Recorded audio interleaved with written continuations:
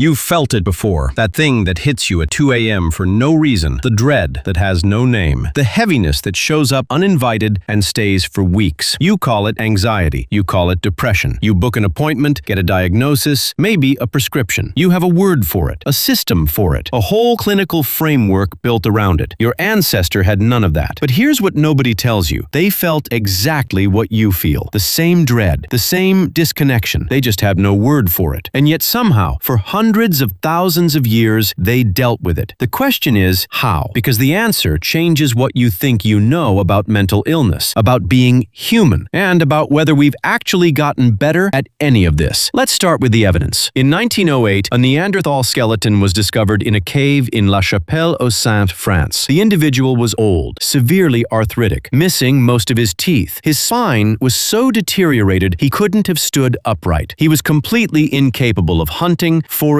or contributing anything to group survival. And yet, he lived for years. Someone fed him. Someone kept him warm. Someone decided that a member of the group who could no longer function was still worth keeping alive. That's not instinct. That's a decision. Now push further back to the people who couldn't hunt because the darkness inside them wouldn't lift, who sat at the edge of camp and stared at nothing, who flinched at sounds nobody else heard, who wept for reasons they couldn't explain to anyone, including themselves. We know they existed because we exist. Every trait you carry was carried by someone before you. The tendency toward anxiety wasn't invented by modern life. It was forged by it. A brain that catastrophizes kept your ancestor alive on a savanna where everything was actually trying to kill them. A mind that couldn't stop scanning for threats was a survival machine, not a malfunction. What we now diagnose and medicate was once the difference between life and death. But survival instincts misfiring in a body that's no longer being chased by lions, that's where it starts to get complicated. Here's what the archaeological record shows us about how they handled it. The first tool was the group. Isolation in prehistoric times wasn't just uncomfortable, it was a death sentence. A human alone on the savannah lasted days, so the group had a vested interest in keeping every member psychologically functional. If someone in your tribe of 30 people stopped eating, stopped sleeping, started behaving in ways that threatened group cohesion, you dealt with it, not out of compassion alone, out of necessity. Mental illness was a community problem before it was ever an individual one. The second tool was ritual. Every human culture ever studied, without exception, developed ritual as a response to psychological suffering. Grief rituals, healing ceremonies, rhythmic chanting, drumming, movement. These weren't superstition. Modern neuroscience has confirmed that rhythmic sound and synchronized group movement measurably reduce cortisol levels, increase oxytocin, and regulate the nervous system. Your ancestors didn't know any of that, but they figured it out anyway, because it worked. Because when someone in the group was falling apart, you brought the group together, and you made noise, and you moved your bodies in unison until something shifted. The third tool was the specialist. Archaeological evidence from multiple sites across Europe and Asia points to the existence of shamans, individuals specifically designated to interface between the group and whatever was breaking someone from the inside. Shaman burials have been found containing medicinal plants, tools for altered states, objects clearly associated with healing. These weren't just spiritual leaders. They were the first mental health professionals. They held the knowledge of what helped. They sat with the suffering. They had a role that the community recognized, protected, and compensated. The tribe needed them the way we need therapists now, except everyone knew who they were and nobody questioned whether they should exist. The fourth tool was physical. Trepanation, drilling holes in the skull, is one of the oldest surgical procedures ever documented. Evidence of it has been found on every inhabited continent. Some of the skulls show signs of healing, meaning patients survived the procedure and lived for years afterward. The working theory for why they did it varies, but a significant portion of researchers believe it was used to treat conditions we would now recognize as severe psychiatric episodes, uncontrollable behavior, psychosis, states that the group had no other way to address. They didn't know what was happening inside the skull, but they knew something was, and they tried to fix it. Think about that for a moment. No language for what was wrong, no framework, no diagnosis, and yet someone looked at a suffering human being and said, "We need to try something. We need to open them up and see if we can help." That is not primitive. That is desperate, terrifying, compassionate ingenuity. Here's the part that should could bother you. For most of human history, mental illness was handled collectively. The group absorbed it. The specialist addressed it. The ritual processed it. Suffering was never meant to be a private problem. It was never meant to be managed alone in an apartment at 2 a.m. with a prescription and a 6-week waiting list for therapy. We have more words for mental illness than any civilization in history. More diagnoses, more medications, more frameworks and modalities and treatment options. And we are, by every measurable metric, more mentally ill than any population that came before us. More anxious, more depressed, more isolated, more medicated. Your ancestor, with no word for what they were feeling, was surrounded by people who noticed, who intervened, who sat with them through it, who built entire cultural systems around the fact that a mind could break and needed help to come back. You have a word for it. You have a diagnosis, and you're probably handling it alone. Maybe the most human thing about mental illness isn't that we've learned to treat it. It's that we've always tried, clumsily, desperately, with whatever we had: a fire, a drum, a shaman, a hole in a skull. They had no word for what you feel at 2 a.m., but they would have recognized it immediately, and they would not have let you sit with it alone.